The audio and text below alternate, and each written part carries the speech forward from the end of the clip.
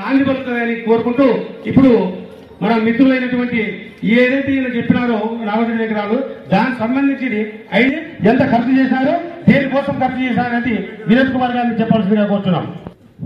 అందరికీ నమస్కారం. ఎఫ్ఎస్టీపీ కట్టినాము, దానికి 1 కోటి రూపాయలు ఖర్చు చేయబడింది. సమీకృత market veg and non veg 3 కోట్లు 14 ఫైనాన్స్ తీసుకోవడం జరిగింది. అటు వరకు కూడా కంప్లీట్ చేయడం జరిగింది. ఒక్కొక్క వాడికి 30 లక్షలు 3 సార్లు పెట్టినాము, 6 కోట్లు జరిగినాయి. సీసీ రోడ్డు, డ్రైన్లు. వైకుంఠధామం 1 కోటి రూపాయలు ఖర్చు చేయడం అనేది. బస్తీ దవాఖానా 12 లక్షలు ఖర్చు చేయడం త్రాగునీటి పైపులైన్ కోసం బ్రిడ్జ్ లేనందువలన అప్పుడు యాన్యువల్ మెయింటెనెన్స్ కింద 75 లక్షలు వాడుకోవడం జరిగింది. సీసీ రోడ్ 70 లక్షలు, అప్రోచ్ రోడ్ 20 లక్షలు, మొత్తం కలిసి 60,62 లక్షలు ఖర్చు చేయడం జరిగింది 2020-25 మొత్తం ఇయర్లో. ఇప్పుడు వరకు వచ్చిన మున్సిపాలిటీ లెక్కల ఖర్చు చేసింది కూడా టోటల్ పాలక వర్గాలు వాళ్ళు ఖర్చు చేయడానికి ముందుకు కావాల్సిందిగా కోరుతున్నాం.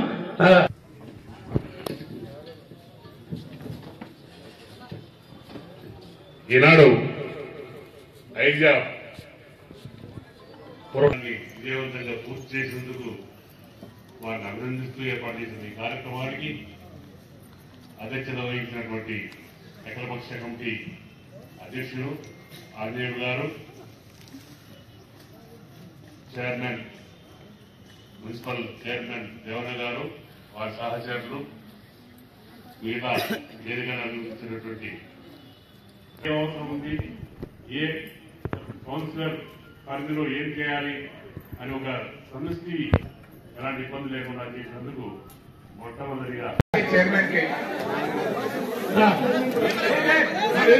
గారు కూడా దయచేసి చైర్మన్ గారి సందర్భంగా 2 తీర్మానాలని మీ ముందు ప్రవేశపెడుతున్నాం. అందరూ కూడా కరతాళ ధ్వనులతో చప్పట్లతో ఈ తీర్మానాన్ని ఆమోదించవలసిందిగా కోరుతున్నాం.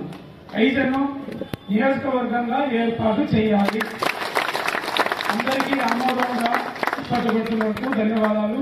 రాబోయే పోరాటాలకి సిద్ధం కావాలని కోరుతున్నాం. రెండోది, జనవాడలో ఏర్పాటు చేస్తున్న ఇథనాల్ ఫ్యాక్టరీని వెంటనే రద్దు చేయవలసిందిగా ఈ సందర్భంగా కోరుతున్నాము. వారికి మద్దతుగా భవిష్యత్తులో అఖిలపక్ష కమిటీ సంపూర్ణ మద్దతు ప్రకటిస్తూ భవిష్యత్తులో మహాధరణకు కూడా సిద్ధమవుతుందని చెప్పి ఈ సందర్భంగా అఖిలపక్ష కమిటీ వారికి వాగ్దానం చేస్తున్నది. ఈ 2 తీర్మానాలని ప్రజలందరూ మరోసారి ఆమోదించాల్సిందిగా కోరుతున్నాం.